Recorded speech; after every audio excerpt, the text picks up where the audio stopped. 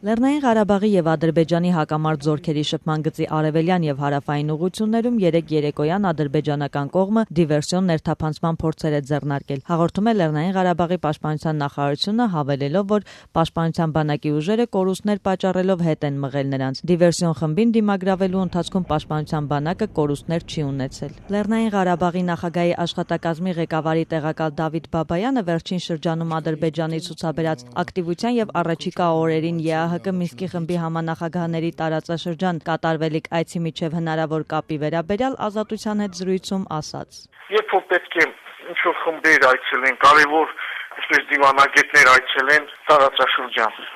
ինչքանով է արդարացված, որ ուրեմն խախտումներ իրականացնի ինչ-որ պետություն։ Չէ, տրամաբանական չէ սա, բայց մենք չենք կարող նորմալ պետության քաղաքականության, այսպես միջոցով դիտարկել Ադրբեջանի քաղաքականությունը, որովհետև Ադրբեջանը նորմալ պետություն չէ։ Նա արաբեկչական է։ Իսկ նման պետությունների քայլերը տրամաբանորեն անհնարին է գրեթե վերլուծել։ Այսպիսի քաղաքականությունը նա իրականացնում է ելնելով իր էությունից։ Բաբայանը Ադրբեջանի կողմից ձեռագրի որևէ փոփոխություն, ինչպես նաև տեխնիկապես վերազինում չի նկատում։ Նաև նման դիվերսիոն գործողություններին դիմելը փորձ է տեսնել ինչքանով է ամուր։ Եվ այն, որ հետ է շփոթել, ցույց է տալիս, որ ամուր է։ Ընդհանրապես, եթե ամուր չլիներ, Ադրբեջան անպայման դրանից կօգտվեր, սա փաստ է։ Ամեն ինչ արվում է, իհարկե, դա չի նշանակում, որ մենք պետք է ասենք, որ իդեալական է ամեն ինչ, չէ, բայց կա խնդիրներ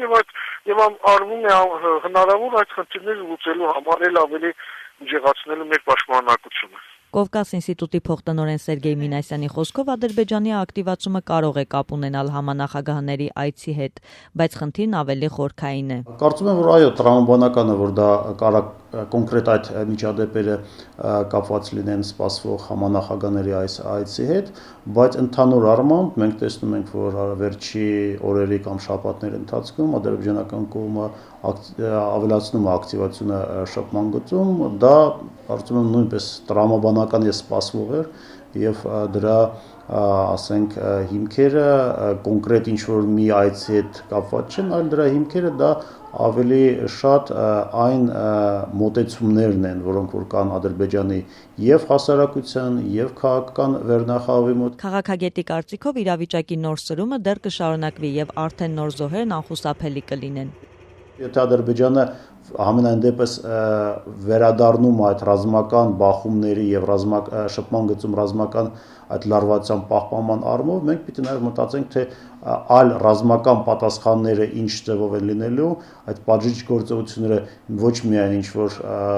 հակառակորդի կենթանի ուժի ավելի մեծ կորուստներ պատճառելով, այլ միգուցե նաեւ այլ ինչ որ մեխանիզմներ ոչ սիմետրիկ, որոնք որ Ադրբեջանի ռազմաքաղաքական ղեկավարությանը զսպեն նաև ցածր մակարդակի էսկալացիայի եւ գործողություններից։